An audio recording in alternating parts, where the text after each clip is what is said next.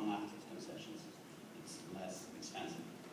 And at the same time, Peru is a very old country, so we have many archaeological sites from 5,000 years ago. You can find many archaeological sites in Peru wherever you go.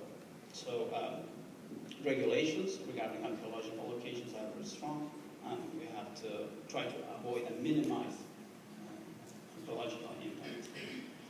So one of the requirements was also, because this project is in a very early stages,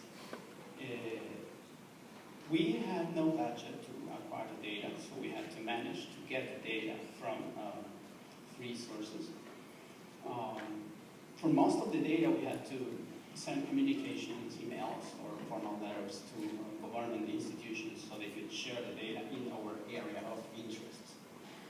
And we took advantage of Aster EM, very middle available, with other freely available data sources. So that's pretty much our data sources. But, well, I'll talk about that later. So this is our methodology. We would gather all the data, which took us about 3 or 4 weeks to just gather the data. Then we did a classification. We assigned weight to each data set. We converted each data set into a raster, and then we created a cost surface by a weighted sum. Using this cost surface, we would identify the shortest path from the original to the destination. And then we would immediately have to share those findings with all stakeholders. So it was important to run the process, which takes, it could take sometimes between 13 to 20 hours to run just to create these outputs you see over here. And then we used alignment sheet reports and web apps to share this information, not only with the facilities and engineering team, but also with environmental and social teams, so they could give their feedback and they say, okay, you are running your route through an area with a high social impact. So we had to reassign the weights, reclassify the data, or find more data, and reassign the weights, and rerun the model again. We did that many times until we kind of find something interesting. What I'm going to share in the next slides with you is the results of one of those iterations. Okay, so this is the data. I hope you can see it.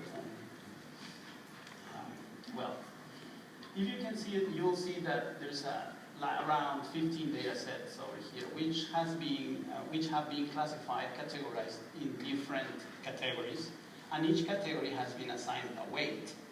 The weight runs from 0 to 10, meaning 0 or 1, the most suitable areas, and meaning 10, the least suitable areas. And you may see some 100s over there. Those 100s mean no-go areas. We assigned 100 just to tell the computer this is a real no-go area. For example, let's talk about the roads. We did a buffer on the roads, and we assigned it a weight of 9. It's hard to cross roads themselves. But then we created buffer rings around the roads. From 0 to 5 kilometers, it has a weight of 1. So it's more important to be close to the routes. And then we assign higher weights as we continue to get away from the roads. The same happens with the urban areas. We built the urban areas by themselves. They have a 100. It's a no-go area. But outside of that, the urban area, we built rings. And 1 kilometer close to that urban area has a weight of 8. But 1 to 3 kilometers, it has a 5. And then from 3 to 5, it has a 3. So it's convenient to stay kind of close to urban areas and at the same time avoid them. Something I wanted to mention is that many water valleys along in the Andes Mountains were not in the cartography we were able to get. Many water valleys, meaning lakes or lagoons or swamps in large areas, were not there. So we had to identify them. It can be a big social issue if a project is going to cross one of those water bodies because it's probably the water some villages are consuming. So we really need to just no-go through those areas. So we used some feature extraction techniques based on Landsat 8 imagery, and we extracted all the water bodies using object-based classification. As you may see on the left side, we did some calculations to get the NDVI, the normalized NDVI. Then it became an absolute NDVI, modified normalized difference water index, and then difference between the shortwave infrared bands. And then during the classification, the first run was to differentiate the absolute NDVI, which has an index less or equal than 1.5, and the shortwave infrared 1 band less than 5600. And then after the pre-classification, reclassified again using the differential of shortwave infrared bands and the modified normalized difference water index.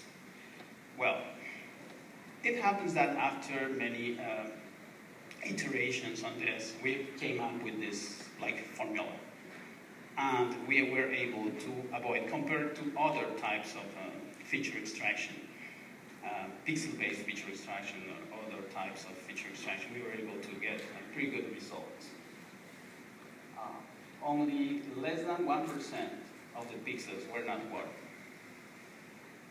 Well, then we have all the data. What we do with it, we assign weights to each of them. Each data set has a category